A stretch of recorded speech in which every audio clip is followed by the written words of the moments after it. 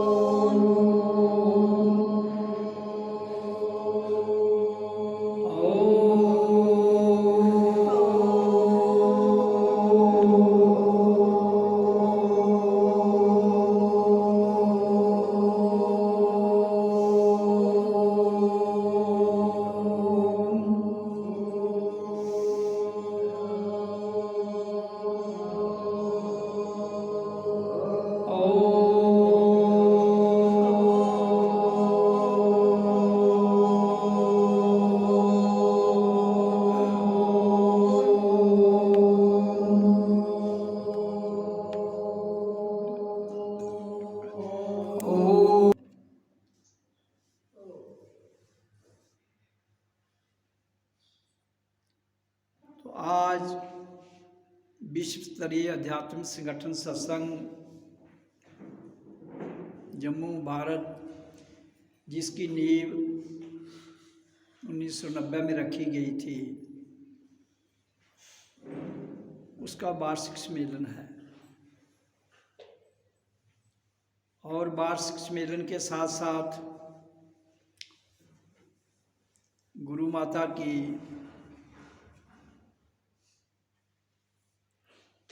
पुण्यतिथि है। 10 साल हो गए हैं आज।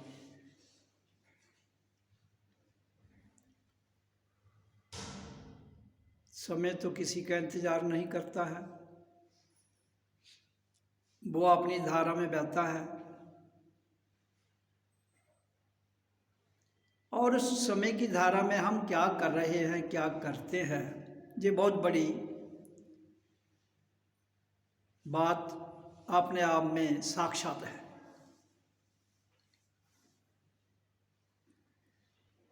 संसार की प्रतिक्रिया है, आता है जाता है। आने का नाम जीवन है, जाने का नाम मृत्यु है। ये तो इस संसार की एक ऐसी धारा है जिसके भीतर संसार बसा हुआ है।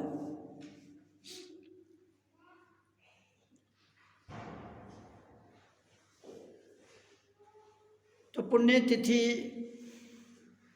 का अर्थ क्या है और वार्षिक सम्मेलन का क्या अर्थ है, उस पर थोड़ा सा प्रकाश में डाल दूंगा आपके समक्ष।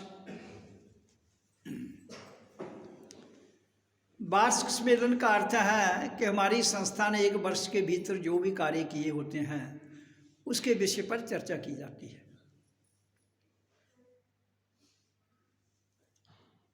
और पुण्यतिथि का अर्थ है कि जिस भी व्यक्ति की नार या नारी की वो मनाई जाती है, उसके बारे में कुछ सूचनाएं दी जाती है।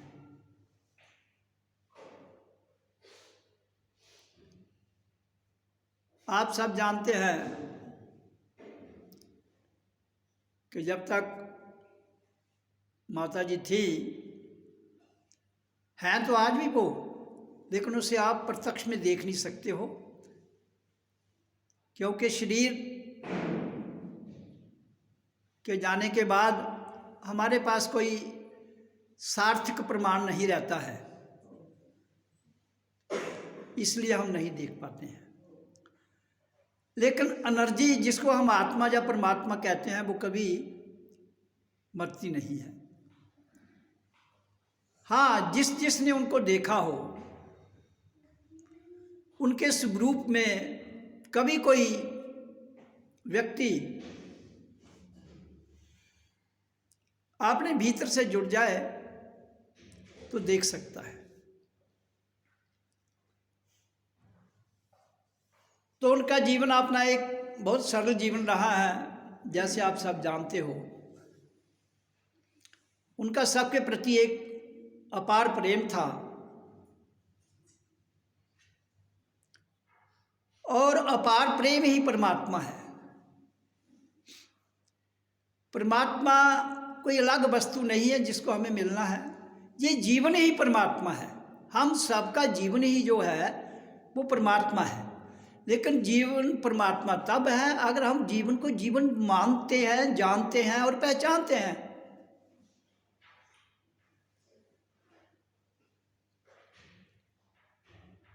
तो संसार में जीवन और मृत्यु तो बातें अवश्य हैं। जीवन जीने का नाम है, मृत्यु एक घटना है, वो होगी।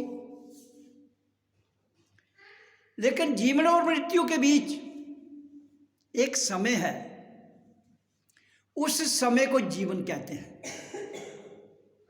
उसको जीना है।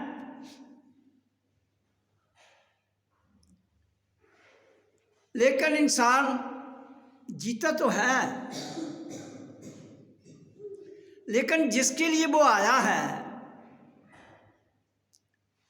जिसके लिए उसने यहाँ धरती पर जन्म लिया है, उसको जानता नहीं वो। तो बिना जाने जब हम कोई भी कार्य करते हैं तो वो ऐसे हो गया जैसे कोई व्यक्ति मछली के मुंह में डंडा देके उसको तैरना सिखाता है।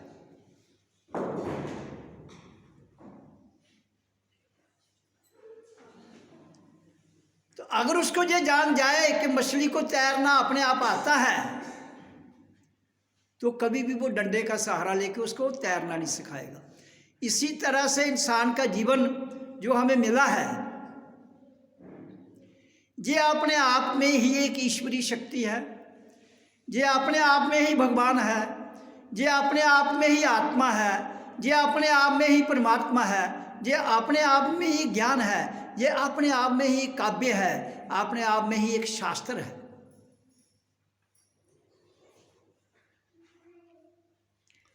लेकिन हम इसको ना जानते हुए जो तथाकथित यो परंपराओं में, यो मान्यताओं में जहाँ द्रोह के रूप में हमारे सामने रख दिया गया है, हम उसी को मान रहे हैं।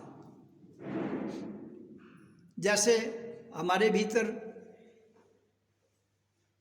मन है, बुद्धि है और बाहरी रूप से शरीर दिखता है और इसके भीतर में कर्म इंद्रियां हैं, ज्ञान इंद्रियां हैं, उनके विषय हैं।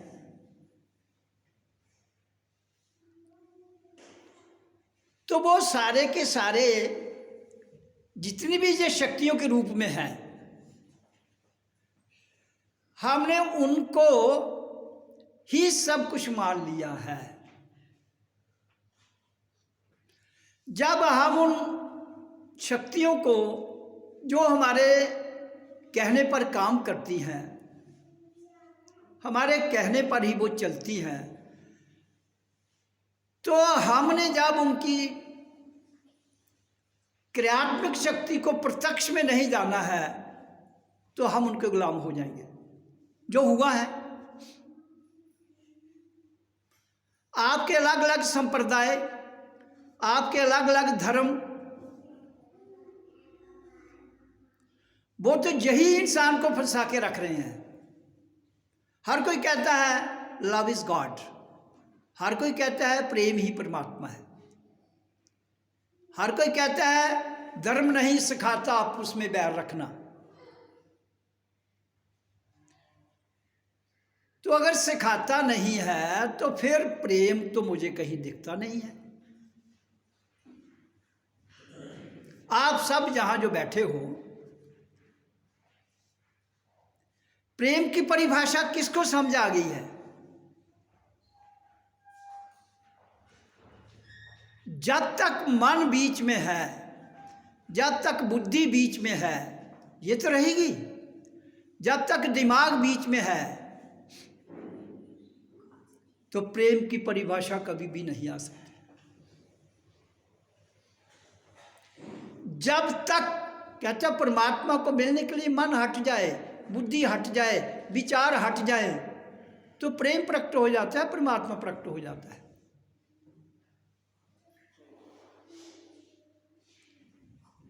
तो ऐसा करने में जो भी व्यक्तिगत सक्षम हो जाता है वही परमात्मा हो जाता है। अलग कोई परमात्मा नहीं है जिसे हमने मिलना है। हमसे अलग कुछ भी नहीं है। केवल मात्र अंतर इतना है कि समय की धारा में हमने अपना अस्तित्व खो दिया। जब हम समय की धारा में अपना अस्तित्व खो देंगे तो समय अपनी ग्रिप में ले लेगा। तो समय की धारा में दिमाग है, समय की धारा में बुद्धि है, समय की धारा में मन है, समय की धारा में हमारा शरीर है, समय की धारा में हमारा सिस्टम है। तो इसलिए वो हम पर हावी हो गया है। तो इसलिए ओम नाम की ध्वनि इसलिए करवाई जाती है कि ये हमारे भीतर से जितने भी विचार हैं उनको निकालता है।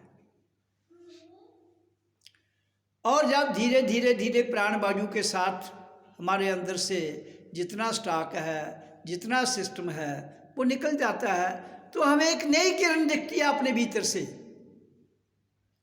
अपने भीतर से एक नई क्रांति, एक नया स्वरूप प्रकट होता है जिसे हम जान सकते हैं। स्वरूप यही होगा जो हमारा बाहर से दिखता है, लेकिन उस स्वरूप और इस स्वरूप में बहुत बड़ा अंतर होगा। ये उसका प्रतिबिंब है और वो एक सत्य है। तो अगर हम जीवन के रहते उस सत्य की पहचान ना कर पाए तो जीवन तो गुजर जाएगा। समय किसी का इंतजार नहीं करेगा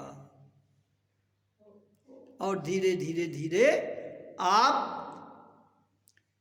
एक अंधेरे में खड़े थे, उस अंधेरे में ही टटोलते हुए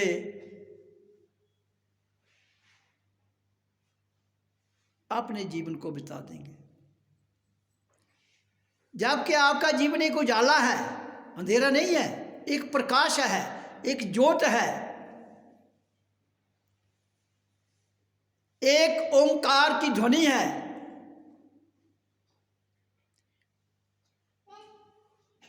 जिससे जीवन की समझ आ जाती है। सत्संग में आने का अर्थ क्या है? जीवन का समझ आ जाना। सत्संग का और कोई अर्थ नहीं है। लोग कहते हैं कि संसार जरूरी है, मैं कहता हूं बहुत जरूरी है, बहुत जरूरी है, लेकिन उसके पार भी तो कुछ है, उसे देख लो। तुम्हारे शरीर के पार, तुम्हारे मन के पार, तुम्हारी बुद्धि के पार, तुम्हारी इंद्रियों के पार कुछ है। वो क्या है उसे देख लो। तो जब हम ये जो सिस्टम हमें मिला है इसके पार देख लेते हैं तो इस सिस्टम से कभी भी गलत काम नहीं लेंगे। फिर हम ग्रीड छोड़ देंगे, नीड पर स्थिर हो जाएंगे। नीड सबकी है, ग्रीड सबकी नहीं है। जो धरती पर आया है हर एक की नीड एक जैसी है। शरीर को खाना चाहिए, सबको चाहिए। शरीर को कपड़ा चाहिए, सबको चाहिए। शरीर के लिए रहने के लिए मकान चाहिए, सबको चाहिए। चलने के लिए गाड़ी चाहिए, सबको चाहिए। तो नीड सबकी है। तो अगर हम जीवन के रहते हुए अपने जीवन की रियलाइजेशन कर लें, अपनी पहचान कर लें, तो जो लालसा है, जो काम वासना है, वो नीड तक सीमित हो जाएगी, आपको करने की जरूरत नहीं पड़ेगी। हमारे करने से ना तो काम रुकता है, हमारे करने से ना वासना रुकती है, हमारे करने से ना लालच रुकता है। केवल हो जाने से, जो बात स्वयं हो जाए, वो हमारे अंदर क्रांति ला सकती है। तो वो क्रांति लाने के लिए ही तो विश्व स्तरीय अध्यात्म संगठन सत्संग का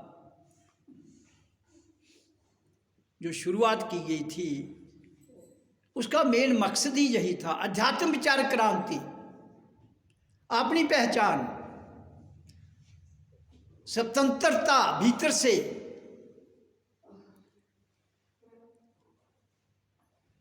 तो उसके लिए जब तक हम अपने आप को पूर्ण समर्पित नहीं करेंगे, अल्टीमेट समर्पण है, कहता है सेवा, दान, ज्ञान, सब शरीर मन बुद्धि समर्पण। तन मन सब तेरा कुछ ना लागे मेरा। ये जब भाव अंदर से उठेगा तो भक्ति सफल हो जाती है।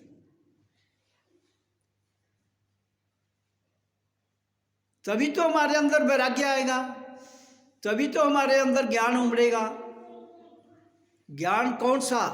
जो हमारे भीतर क्रांति लाता है। ज्ञान कौन सा? जो हमें उस पार ले जाता है।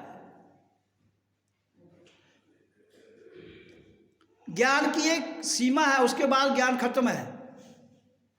आप आकाश में चले जाइए, आकाश में जो ज्ञान है वो कहाँ तक है?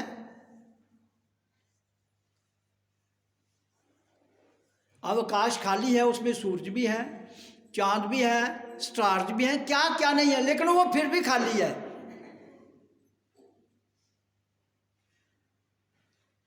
अल्टीमेट आप आकाश की यात्रा करते करते करते करते करते करते कहाँ तक चले जाओगे? वो खाली है। तभी जो खाली है उसकी जानकारी कैसे कर पाओगे, कैसे किताब में लिख पाओगे? किताब में आप वही बात लिख सकते हो जो कहीं कोई स्थान होगा, वहां की खोज रुक जाएगी आपकी। इस जहां खोज रुकेगी ही नहीं, तो यहां खोज नहीं रुकेगी तो वहां कैसे आप उसका बयान कर पाओगे? इसलिए वो कहता है अनंत तेरी लीला है, अनंत, अंत नहीं है इसका, अनंत। उस परमात्मा की जो लीला है वो अनंत है, अनंत। उस अनंत में डूब जाओ, उस अनंत का आनंद ले लो, तो जीवन के रहते हुए अगर उसका आनंद ले सकते हो तो आपके जीने की कला आ जाएगी। लेकिन संसार के इतने धंधे हैं, संसार के इतने पखंड हैं, संसार के इतने व्यवसाय हैं जहां हर बात द्वैत में है। और खाली में द्वैत हो ही नहीं सकता। द्वैत तो तब होगा जब तुम्हारे सामने कोई खड़ा होगा। परमात्मा के भीतर द्वैत, जो द्वैत क्यों नहीं है? क्योंकि वो खाली है। द्वैत वहां होगा जहां आपके सामने कोई खड़ा है, वहां सीमा ही नहीं है, इसलिए वहां द्वैत नहीं है।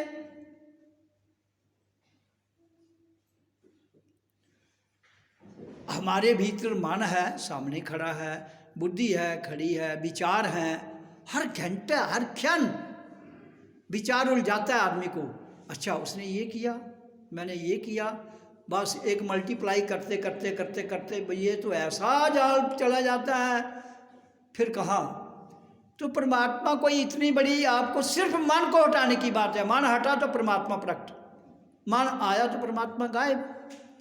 अब हम सब हैं, किसका मन जब हट जाता है उसी वक्त परमात्मा आपके समक्ष आ जाएगा।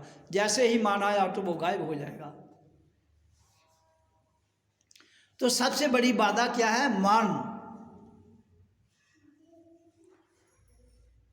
तो मन हटता नहीं है, मन से परे जाया जाता है। मन हटता नहीं है, मन से परे, बुद्धि से परे, विचारों से परे, शरीर से परे, इंद्रियों से परे। तो वहां क्या है? शून्य। तो शून्य में कोई बाधा ही नहीं है, शून्य में कोई रुकावट भी नहीं है, शून्य में कोई झगड़ा भी नहीं है, वहां कोई प्रतिबंध भी नहीं है। तो जब हम, ये कोई बाहर की यात्रा नहीं है, संसार की यात्रा नहीं है, ये भीतर की यात्रा है और बड़े आनंद की यात्रा है। लेकिन ये कहें कि आसानी से हो जाएगी, आसानी से नहीं होती है, क्योंकि मन इतना आसान नहीं है, बड़ा टेढ़ा है, बड़ा जटिल है। हटाओगे फिर आ जाएगा, हटाओगे फिर आ जाएगा, हटाओगे फिर आ जाएगा। इसलिए ये जितनी भी पूजा के पद्धतियों के तरीके हैं, ये मन तक सीमित कर दिए। तो जब मन तक सीमित कर दिए तो फिर परमात्मा का विषय तो चैप्टर क्लोज हो गया। नाम परमात्मा रख दिया, पूजा मन की। नाम परमात्मा का रख दिया, पूजा पत्थरों की।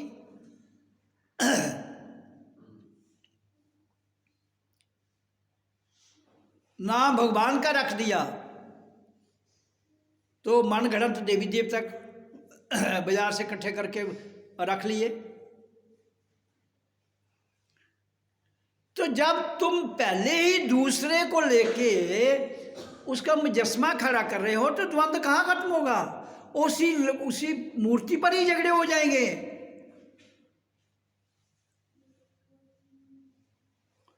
जिनको तुम घड़ियाल बना के पूजा शुरू करोगे, वो तो विवाद का अड्डा पहले ही बन गया, जबकि वो निराकार है। निराकार ज्योत जो है, निराकार जो ध्वनि है, वो हम सबके भीतर है। उसमें हिंदू, मुसलमान, सिख, ईसाई, बौद्ध, जैन की कोई परिभाषा ही नहीं आती है। बात एक मानव की याद आती है कि एक मानव के अंदर ज्योत भी है, निराकार ज्योत भी है, और मानव के अंदर निराकार ध्वनि भी है। ध्वनि को सुन सकते हो, ज्योत को देख सकते हो, लेकिन स्वयं मैंने हर कोई,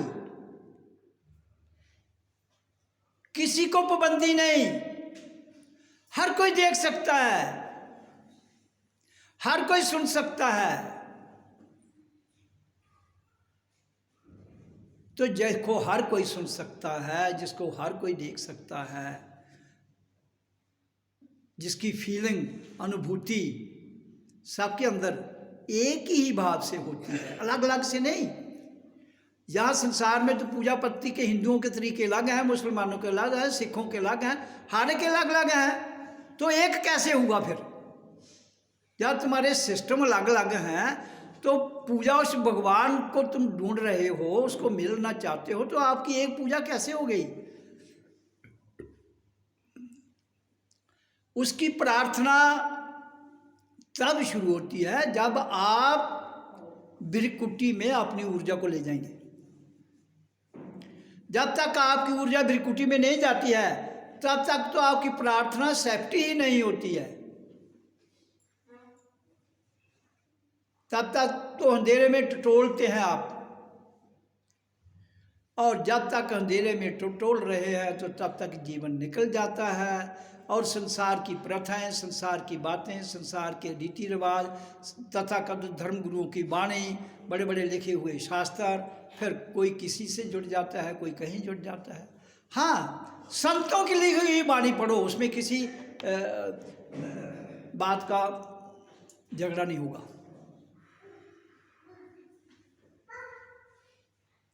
उन्होंने शरीर पर ही सारी खोज की है कि हमारे भीतर कौन सी ऊर्जा कहाँ है, क्या क्या प्रकट होता है, क्या क्या दिखता है, क्या क्या इसका परिणाम है। तो जीवन मिला है, इसलिए इसको जीने का प्रयास कीजिए। गुजर जाएगा, आप प्रयास करो ना करो, वक्त नहीं वेट करेगा आपका, वक्त नहीं इंतजार करेगा। आप जिन चीज़ों में इंसान अपना समय गंवा रहा है उनका कोई इतना सरोकार नहीं। शादियों में कितना समय गुजारते हैं, फंक्शनों में कितना समय गुजारते हैं, आगे पीछे रिश्तेदारों में कितना समय गुजारते हैं। भाई वो तुम्हें देंगे क्या, मुझे ये तो बता दीजिए। कुछ किसी को कोई नहीं देगा, जो कुछ लेना है आपने अपने आप से लेना है। तुम्हारा परमात्मा तुम्हारे भीतर है, वो अपने आप से मिलेगा। तुम्हारा गुरु तुम्हारे भीतर है, वो अपने आप से मुलाकात करेगा। तुम्हारा खजाना तुम्हारे भीतर है, जिसमें मोती हीरे जवाहरात भरे हैं, वो तुम्हें मिलेंगे। आप कहोगे अंदर मोती हीरे जवाहरात हैं, कहाँ रखे हुए? वो तो बाजार में बिकते हैं। बाजार वाले की कीमत है भाई, वो माया से मिलते हैं, ये प्रभु से मिलते हैं, ये प्रभु से प्रेम करने से मिलते हैं। और प्रेम में किसी चीज की कीमत नहीं डाल सकते हम। संसार में कीमत है पत्थरों की। हीरे जवाहरात क्या होते हैं? पत्थर होते हैं ना, या कुछ और होता है? चमकीले पत्थर।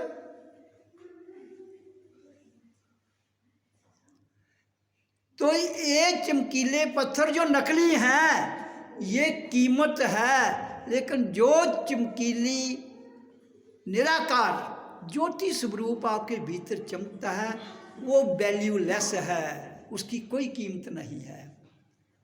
और जिसकी कीमत कोई नहीं है उसी को खुदा कहते हैं। जिसकी कीमत है उसको संसार कहते हैं, जिसकी कीमत है उसको वस्तु कहते हैं।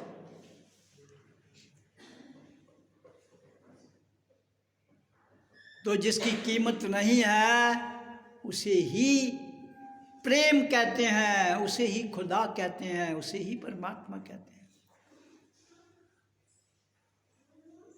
लेकिन जहां तो तोला जाता है इंसान को माया से।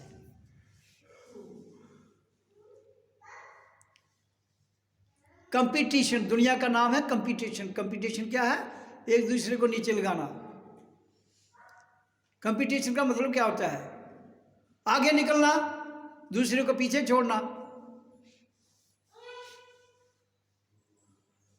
तो संसार कंपटीशन है, कंपटीशन झगड़ा है, बहुत बड़ा झगड़ा है। वो मेरे से आगे निकल गया, मैं से आगे निकलूंगा।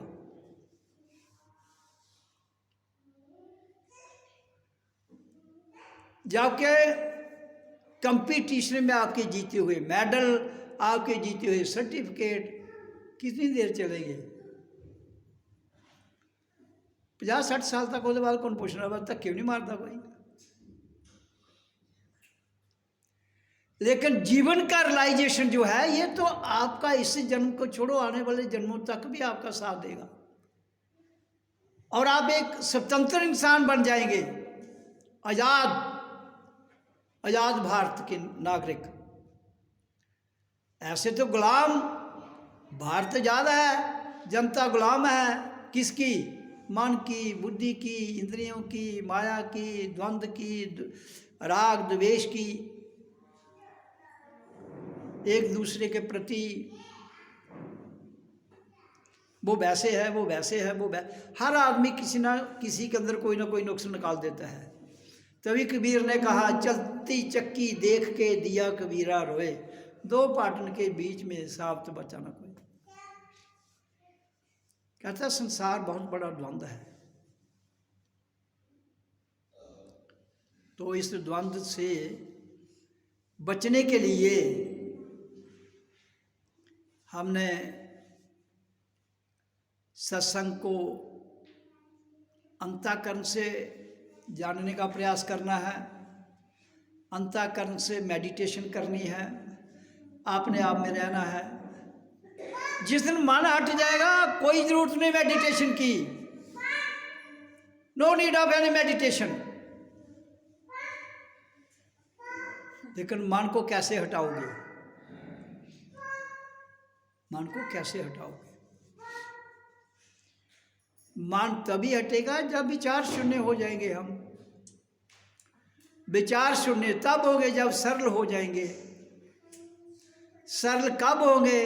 जब ज़्यादा लंबा चौड़ा सोचना बंद कर देंगे। कोई कह गया तो वो कह गया। कोई कहता है हम उसके साथ चले जाते हैं। अगर जो कोई कुछ कहता है उसके साथ चले जाएंगे तो दुविधा अपने लिए खड़ी कर ली। उसको दुविधा है या नहीं है मुझे नहीं पता है, लेकिन उसको दुविधा जरूर हो जाएगी जो उसके साथ चल पड़ेगा। क्योंकि हमारे अंदर एक विचारधारा है जो चलती रहती है।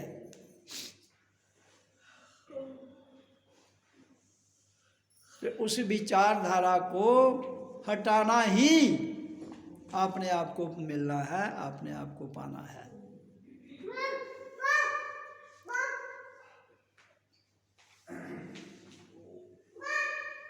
तो इसलिए आपको वाणी की समझ आ गई होगी। समझ तो आप सबको है, ऐसी बात नहीं है। आप सब मेरे से ज़्यादा इंटेलिजेंट हैं।